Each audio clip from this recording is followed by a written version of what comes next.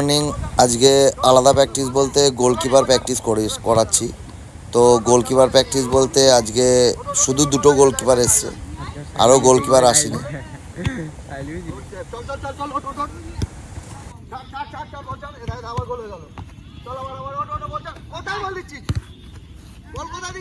গোলকিপারকে ততক্ষণই করাবো যতক্ষণ না গোলকিপার পুরোপুরিভাবে হাঁপিয়ে উঠছে। যতক্ষণ পর্যন্ত না ও বলছে যে স্যার আর পারছি না, ততক্ষণ পর্যন্ত আমি করাবো ওকে।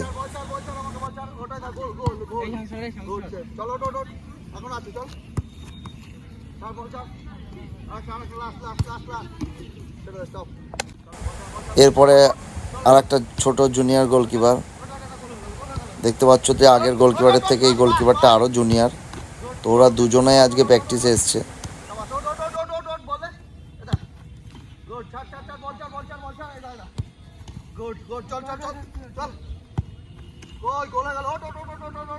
বিল্ডু বলটা দে বিল্ডু।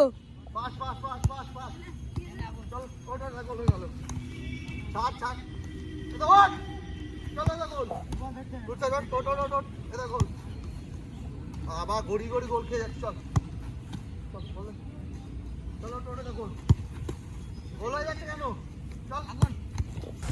বুঝতে পারছো না গোলকিপারটা কতক্ষণ ধরে খাটছে।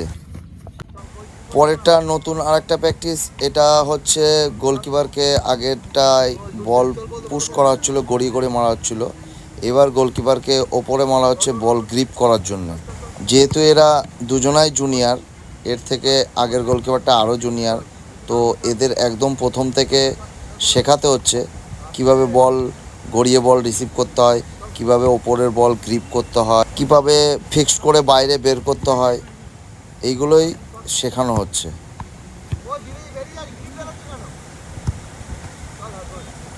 প্রত্যেকটা বল দেখো কত সুন্দরভাবে গ্রিপ করছে। এরা প্রথম তো একদম কিছুই পারতো না। দেখো যেহেতু সব কিছুই প্র্যাকটিসের ওপর, তুমি যত বেশি প্র্যাকটিস করবে, তুমি যত বেশি মাঠকে দেবে, তত বেশি তোমাকে দেবে। পরবর্তীকালে গোলকিপারটা দেখো চলে এসছে, ছোট গোলকিপার, জুনিয়র গোলকিপার, তাও যথেষ্ট করছে, গ্রিপ করছে, বেরিয়ে যাচ্ছে। যেহেতু অনেক জুনিয়র, আন্ডার 14 খেলছে। তো আশা করছি এরা আমার কাছে যতদিন থাকবে ততদিন এরা তৈরি হয়ে যাবে, যদি এরা প্রতিদিন রেগুলার আমার কাছে ঠিকঠাকভাবে প্র্যাকটিস করে, ঠিকঠাকভাবে আমার কথা শোনে। দেখো সবথেকে বড় ব্যাপার হচ্ছে আমি আমার নিজের শিক্ষকের কাছ থেকে যেইটুকুনি পেয়েছি সেইটুকুনি আমি ওদের দেব, এর বেশি দিতে পারবো না, আর এর কম তো আমি দেবই না। আর চেষ্টা করব এদের আরও বড় জায়গায় যাক, এরা আরও বড় জায়গায় খেলুক।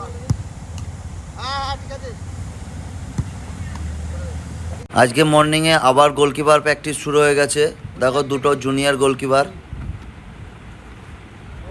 তো অনেক ভালো করছে।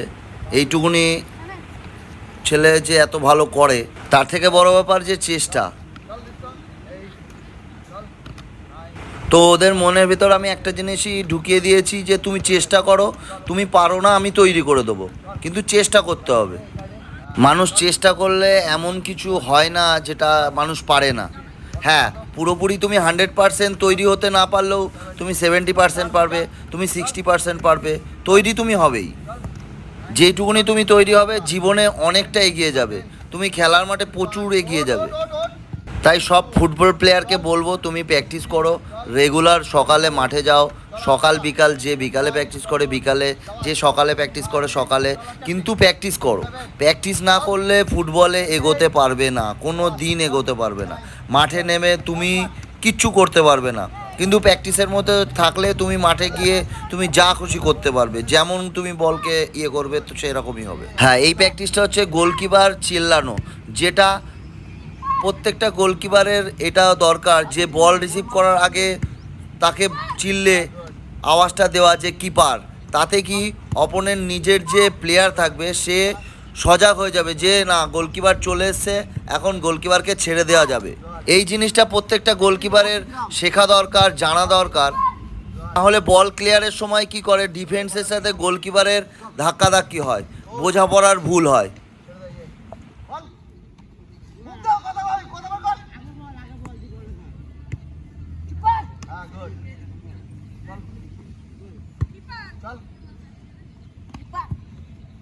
দেখতে পাচ্ছ একটা বল কিপার বলছে, আবার পরের বলটা ভুলে যাচ্ছে। এটা হচ্ছে অভ্যাস।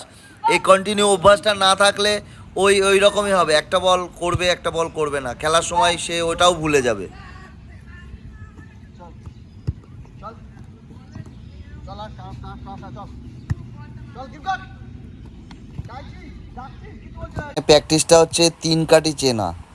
দেখো প্রত্যেকটা প্লেয়ার বল মারছে 3 কাঠির ভেতরে, যে ধরে ধরে যে গোলকিপারকে রেখে যে কোনো এক সাইডে বল পুশ করা, মারা। দেখো প্রত্যেকটা বলই গোলের মধ্যেই থাকছে, প্রত্যেকটা বল। তো ধরে ধরে প্র্যাকটিস করলে প্রত্যেকটা বলই গোলে রাখা যায়।